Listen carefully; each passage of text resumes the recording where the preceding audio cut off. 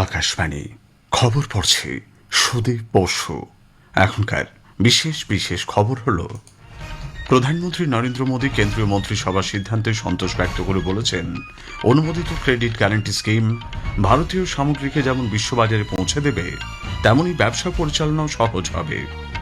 Project চিতার অধীনে Botswana আজ রাষ্ট্রপতি দ্রৌপদী মুর্মুর উপস্থিতিতে ভারতকে 8টি চিতা উপহার হিসেবে দেবে। বিহার বিধানসভা নির্বাচনে আগামীকাল ভোট গণনা।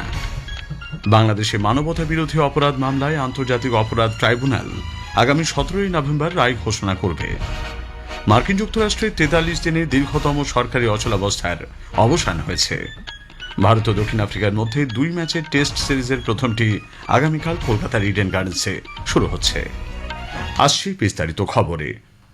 প্রধানমন্ত্রী নরেন্দ্র মোদী বলেছেন, রপ্তানিকারকদের জন্য অনুমোদিত ক্রেডিট গ্যারান্টি স্কিম ভারতীয় সামগ্রীকে বিশ্বজুড়ে যেমন পৌঁছে দেবে, তেমনি একই সঙ্গে ব্যবসা পরিচালনাও সহজ হবে। এই পদক্ষেপ দেশকে আত্মনির্ভর হতে সাহায্য করবে বলে তিনি উল্লেখ করেন। গতকাল কেন্দ্রীয় মন্ত্রিসভায় অনুমোদিত এই সিদ্ধান্তের সামাজিক মাধ্যমে প্রশংসা করেছেন প্রধানমন্ত্রী। শ্রী মোদী আরও বলেন, এক্সপোর্ট প্রমোশন মিশন বা ইপিএম রপ্তানি ক্ষেত্রে যেমন প্রতিযোগিতা বাড়াবে, তেমনি ক্ষুদ্র মাঝারি শিল্পোদ্যোগ এবং প্রথমবারের রপ্তানিকারকদের জন্য বিশেষভাবে সহায়ক হবে। গুরুত্বপূর্ণ খনিজ পদার্থের রয়্যালটির হার যুক্তিসঙ্গত করার সিদ্ধান্তকে প্রধানমন্ত্রী সুস্থায়ী উন্নয়ন ও আত্মনির্ভরতার পথে বড় পদক্ষেপ বলে উল্লেখ করেছেন। কেন্দ্রীয় মন্ত্রিসভা গতকাল রপ্তানি প্রসার মিশন ইপিএম এ অনুমোদন দিয়েছে। এই প্রকল্পে ব্যয় হবে 25,000 কোটি টাকারও বেশি। 2025-26 কেন্দ্রীয় বাজেটে এই উদ্যোগ ঘোষিত হয়। অতি ক্ষুদ্র ক্ষুদ্র মাঝারি শিল্পগুলি, নতুন রপ্তানিকারক এবং শ্রমনির্ভর ক্ষেত্রগুলির মধ্যে প্রতিযোগিতা বৃদ্ধি করতেই প্রকল্পটির সূচনা। গতকাল সাংবাদিক সম্মেলনে তথ্য ও সম্প্রচার মন্ত্রী অশ্বিনী বৈষ্ণব জানান, চলতি অর্থবর্ষ থেকে 2030-31 অর্থবর্ষ পর্যন্ত রপ্তানিকে উৎসাহ দিতে এই মিশন একটি ডিজিটাল উপায়ে গঠিত সহজ ও সামগ্রিক কাঠামো তৈরি করবে। এদিকে দিল্লির লালকেল্লার কাছে গাড়ি বিস্ফোরণে প্রাণহানির ঘটনায় গভীর শোক প্রকাশ করে কেন্দ্রীয় মন্ত্রিসভা গতকাল একটি প্রস্তাব গ্রহণ করেছে। পাশাপাশি বিস্ফোরণে মৃত নাগরিকদের স্মরণে গতকাল মন্ত্রিসভা 2 মিনিট নীরবতা পালন করে। মন্ত্রিসভা জানায়, দেশের নাগরিকদের জীবন, তাদের সুস্থ জীবনযাপন এবং দেশের সার্বিক নিরাপত্তার প্রতি সরকার দৃঢ় সংকল্প। নতুন দিল্লিতে এক সাংবাদিক বৈঠকে তথ্য ও সম্প্রচার মন্ত্রী অশ্বিনী বৈষ্ণব বলেন, The Cabinet unequivocally condemns this dastardly and cowardly act that has led to the loss of innocent lives. The Cabinet reiterates India's unwavering commitment to a policy of zero tolerance towards terrorism in all its forms and manifestations. The Cabinet also recorded its appreciation for the statements of solidarity and support from many governments around the world.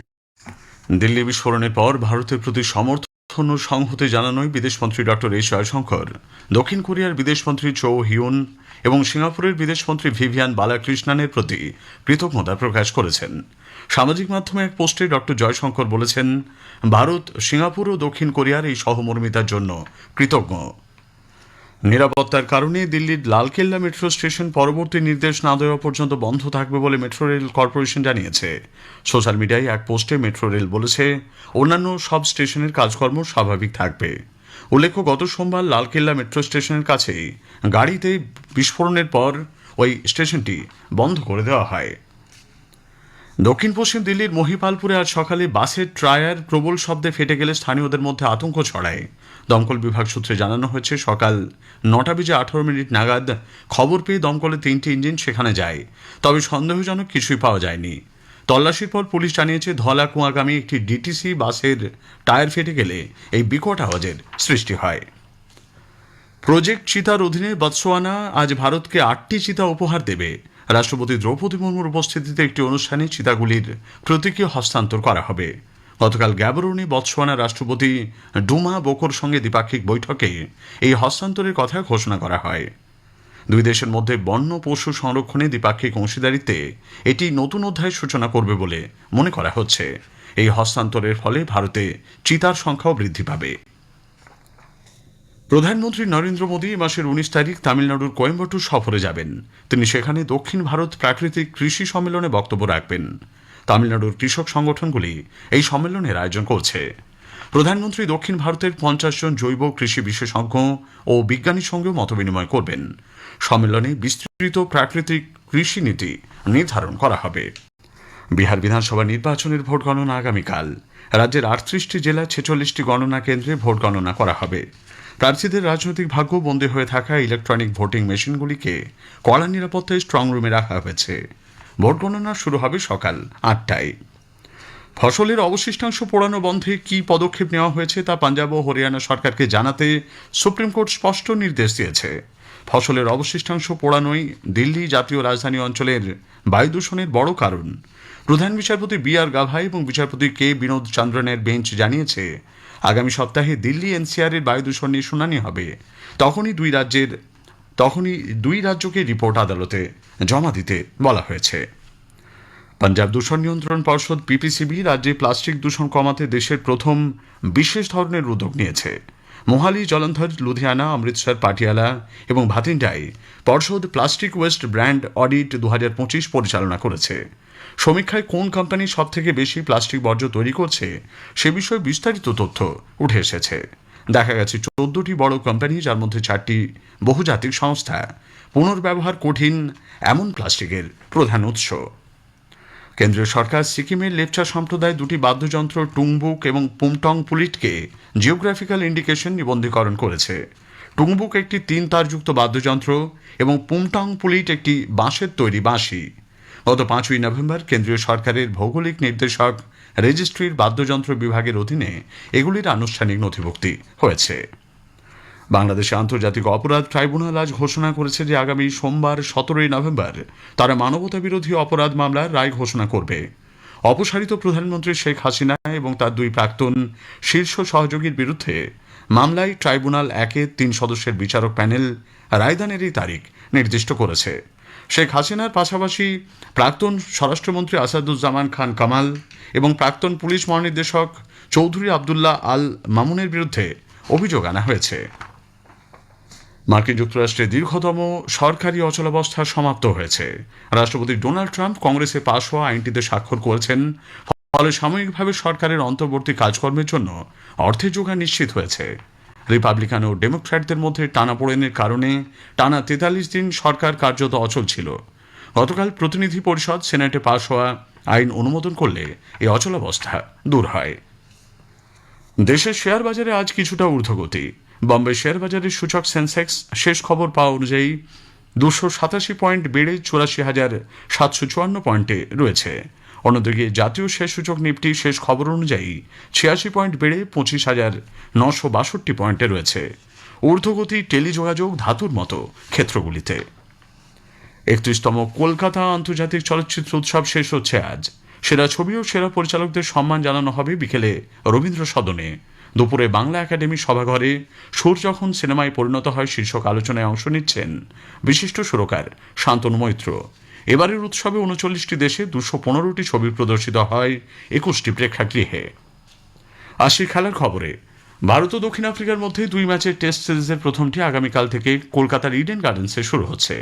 Shubman গিলের নেতৃত্বে ভারতীয় দল ঘরের মাঠে West ইন্ডিজের বিরুদ্ধে জয়ের ধারা বজায় রাখতে চাইছে। অন্যদিকে টেম্বা বাভুয়ান নেতৃত্বে প্রোটিয়াসরা সিরিজে কঠিন প্রতিদ্বন্দ্বিতা গড়ে তোলার প্রস্তুতিতে রয়েছে। গোয়ায় চলতি ফিডে দাবা বিশ্বকাপে ভারতের অর্জুন এরিগাইসি, রমেশবাবু প্রজ্ঞানন্দ এবং পেন্টালা হরিকৃষ্ণ আজ রাউন্ড 4 টাইব্রেকে খেলবেন। খেলাগুলি শুরু হবে বিকেল 3টায়। উল্লেখ্য, অর্জুন হাঙ্গেরির পিটার লোকোর বিরুদ্ধে ড্র করেছিলেন। শেষ করার আগে খবরের বিশেষ কিছু অংশ আরও একবার। প্রধানমন্ত্রী নরেন্দ্র মোদী কেন্দ্রীয় মন্ত্রিসভার সিদ্ধান্তে সন্তোষ ব্যক্ত করে বলেছেন, অনুমোদিত ক্রেডিট গ্যারান্টি স্কিম ভারতীয় সামগ্রীকে যেমন বিশ্ববাজারে পৌঁছে দেবে, তেমনি ব্যবসা পরিচালনাও সহজ হবে। প্রজেক্ট চিতার অধীনে বতসোয়ানা আজ রাষ্ট্রপতি দ্রৌপদী মুর্মুর উপস্থিতিতে ভারতকে 8টি চিতা উপহার হিসেবে দেবে। বিহার বিধানসভা নির্বাচনে আগামীকাল ভোট গণনা। খবর শেষ হল। স্থানীয় সংবাদ এরপরেই।